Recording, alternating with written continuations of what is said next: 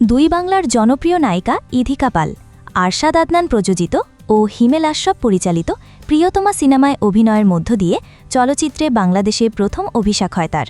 বিপরীতে ছিলেন বাংলাদেশের সুপারস্টার শাকিব খান।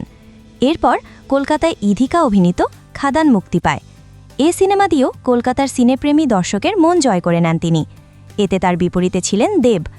পরে বাংলাদেশে মুক্তি পায় শাকিব খানের সঙ্গে বরবাদ সিনেমাটি। এই সিনেমাটি ব্যবসা সফল হয়, অর্থাৎ ইধিকা অভিনীত ৩টি সিনেমা প্রিয়তমা, খাদান ও বরবাদ ব্যবসা সফল। তবে ইধিকা অনুপ্রাণিত হয়েছেন ভারতীয় লেডি সুপারস্টার শ্রীদেবী থেকে। যা নিয়ে তিনি বলেন, ভারতীয় সিনেমার এক কিংবদন্তির নাম শ্রীদেবী।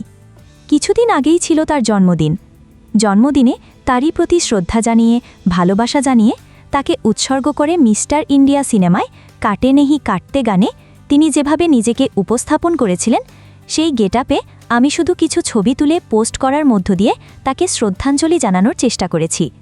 তিনি সবসময় আমার মনে মনে আছেন, কারণ তিনি আমার অভিনয়ের সবচেয়ে বড় অনুপ্রেরণা।